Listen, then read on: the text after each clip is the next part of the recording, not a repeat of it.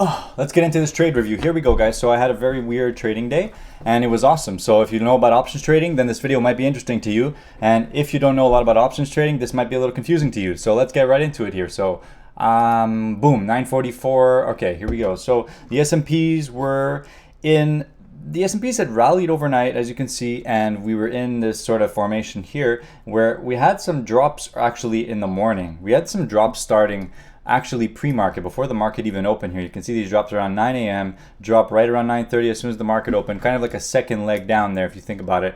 And from that low, there was some opportunity, some bottom fishing opportunity first thing, because there was an overnight low level that was in play here, and that's generally the level that I was keeping an eye on first thing going into today. So if I was planning a trade to go long after two extended legs down, it was going to be based off of that support level. So that was actually my first trade on the SPY.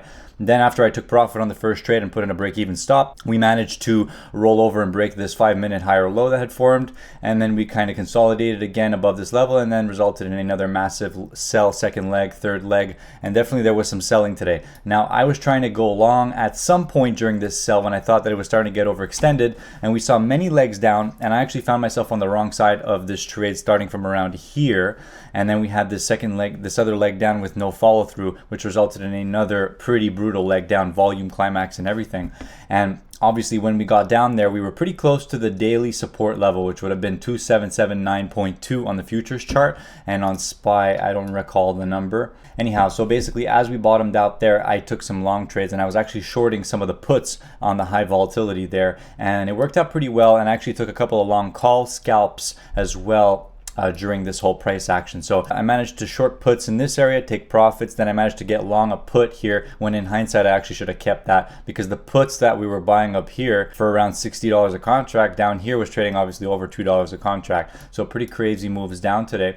And I managed to scalp some long calls after the consolidation, because when the market isn't consolidating, what I've seen the S&P consolidate a lot, and it likes to like enter the stop hunter mentality like we had in the afternoons. The afternoon in the S&Ps was very erratic and very full of stop hunter type of trade. So I actually got stopped out of my trade on this push right here. So I had my stop too close and too good to be true, basically, because again we broke the low by no follow through, and then if I would have just had my stop below the low of the day, I could have gotten out of some short puts that I was in this rally right here. So let's get right into it here. I'm going to show you all my entries on the SPY. Also use the replay function on TradingView to start. Okay, so this was the first few minutes of trading, and 1 minute, I guess we can even look at the 2 minute. 2 minute candles are nice as well, so we'll go with 2 minute candles so it doesn't take too long. We had an enormous leg down, and again this is following the leg down of the pre-market, and the level I was watching on the SPY was approximately this 283.10, and it was the low I was telling you about on the SPX futures chart. Okay, it's the same sort of level. It might be off by a few, but I was giving precedence to the futures chart level for sure. So I entered a short put position here. So here I'll show you my trade log, a lot of trades. So I'm going to go over them one by one here. First trades I entered were these short puts. I shorted the 283s. Basically 283 would have been obviously under the level of my stop loss. So if it would have reached that point, I would have hedged that trade by putting on some short calls with the same delta.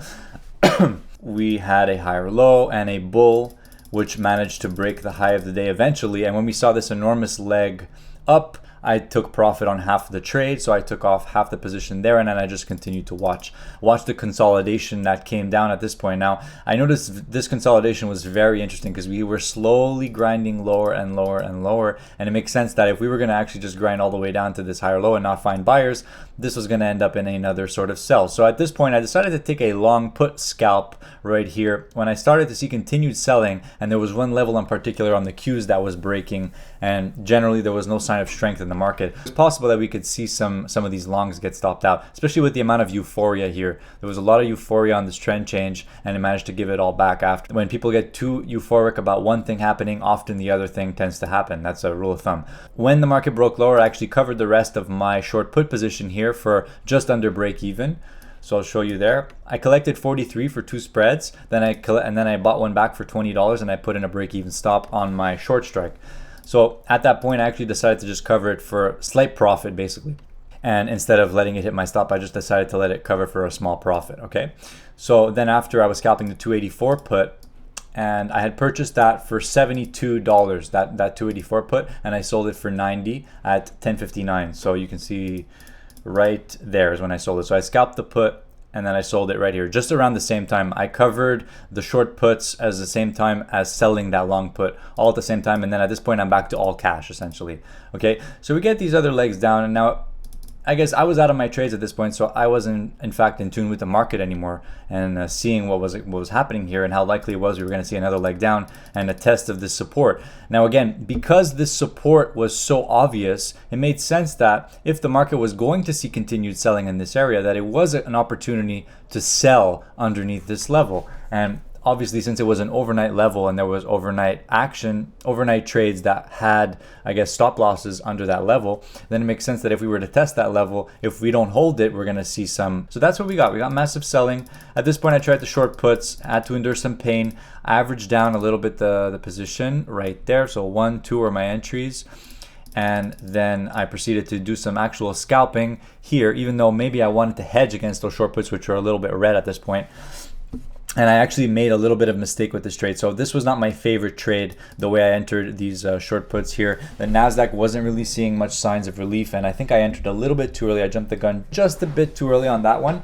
And we didn't really have a clear support to work off of. We were really kind of far away from key support. So that's the thing, because once this 283 area broke here, once that support broke from the futures trading, it was pretty much a bloodbath because there was no support in sight anywhere. And you can see there's a liquidity way back here. Lack of previous price history made us go almost pretty much all the way down to these lows of 2779. And that was my mistake of not actually realizing that we had actually broken below a very important price point, and that there was likely going to be more liquidity here, okay? But generally that's what I'm thinking about here. Now at this point is where the price action starts to get interesting. So I took a couple of long call scalps at this point. 282 calls I was scalping, and they're slightly out of the money, right? SPY's trading around just over 280, and I'm buying these 282 calls a few points higher out of the money, anticipating that we could see a little bit of a push higher. So I tried to buy them on the pullback here, and I managed to succeed. And again, this is risky type of trading because these options expired today. I was trading the same day expiries, slightly out of the money on the SPY's calls, and I was anticipating that to buy some of these pullbacks, they were going to see a little bit more squeezes. Now I've seen this type of consolidation occur many times on the S&Ps before, and I don't really know what to call it, but it's the type of consolidation, especially after bearish moves, after there's been a lot of bearish overhaul, that we kind of consolidate in an upward fashion that is kind of like creepy crawling its way up. And markets, the S&P basically goes up slower than it goes down. It goes down much faster, as you know that. So here, held the higher low, and I managed to sell on this pop right here for a nice scalp. So the trick with long option scalps is that you want to grab them on the pullback, actually, because depending on how close it is to expiry, the premium can move a lot. So if you can catch it on the pullback when it's really undervalued, you might even catch a few people's stop losses. And you have a better chance of making money in that contract. So scalp it, buy it, try and get it in on the bid when nobody wants it, and try and sell it on the offer when everybody wants it at once, when the market is kind of squeezing shorts. That's generally the strategy of all long options. Okay, so I did it once there, and I did it again here. Now this one was a little bit worse. Actually, I don't like this one so much. So basically, I entered a long call scalp right here, and we had basically these 2-minute higher lows we're looking at here. So we basically had this and this right here. Now I want you to look at how the price action reacted. We sold off, broke below this pivot, broke below this pivot at 280.73, and we bottomed out at 43, held the bid at 50, and then continued higher slowly. So that's an example of a stop hunt right there, coming down to consolidate for a 5-minute higher low, I guess it would have been at that point. Yeah, and we managed to kind of try and change this 5-minute trend, and that's basically what I was anticipating. Is when I saw this type of thing, I wasn't anticipating us to see a large pullback here, especially the volume was nothing impressive. So I managed to hold on to that call, and actually I would have bought more if it was up to me at this point and just place a stop below the low, but I didn't, so it's not a big deal. I managed to get a somewhat decent fill, although I did fall in the red a little bit on that contract here. At that point, basically, I managed to scalp it. Now, when I sold it, I made it a very important point to sell it when it was going to be peaking, when the SPY was going to be peaking, squeezing out some shorts that might have tried to enter here.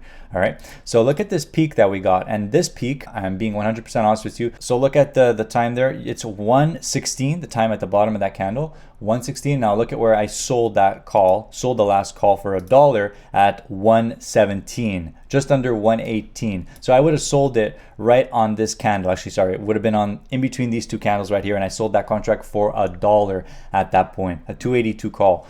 Very inflated premium for people that wanted to pay for it. And that happens with options, especially same day expiry. So when an option is highly in demand, the market maker can actually inflate the price depending on how much demand there is.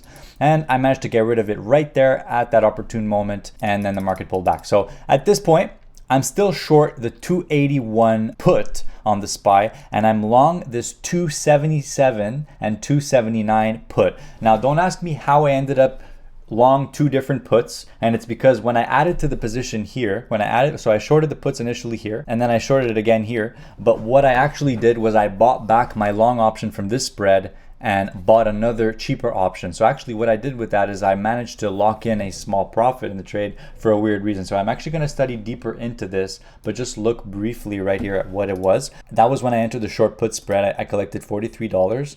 I sold the 281 put and bought the 279 put. When I added to the position down here at 12.17, I sold the 279 put, but the thing is I already had two 279 puts in my inventory, and I bought a 277 put. So what I did was I sold a put that was actually in profit and bought a cheaper put. And that was an interesting thing to do. So I was still short the 281 puts basically, and I was long some other lower puts as my protection. I'm looking at this consolidation and I'm saying how likely is it that SPY is going to stay above 281 per se and 280 in general, and these lows. How likely is it that this is the low of the day so far on the day? So what we had was this sort of chop price action around 1 o'clock where we're breaking lower, lower, lower. Now what I said to myself was, all right, I'm gonna place a stop underneath these 2-minute higher lows, these 5-minute higher lows that had happened, because you can see there's a support level clearly established. We broke below it, failed, and we're just hanging out now. And my mistake here was that I put a stop too close, and I managed to buy back those 281 puts at an inflated price, and that's what killed most of my gains for today. So after all those awesome trades I showed you, I should have been profitable. Actually, I was up about 15% in the account at one point, and I managed to finish the day down 4%. So basically what I did was I planned to put a stop or a conditional order to buy back those short puts if SPY were to drop below a certain point, because if SPY was going to continue dropping below 281, I was going to have to cover those things. Now my mistake in this trade was not allowing enough room. So I was short 281s, and I was going to have to cover them if we went below 280 or 279. Now that was tricky. I probably should have rounded it off just under this 280 level, because look at what we did. SPY moved down, and let's see what the low of this candle was, 280.15. So if I would have had my stop just under, somewhat under this pivot of 280.50, under 280 would have been the opportune level to keep that contract, because as you can see we caught a bit off of this level,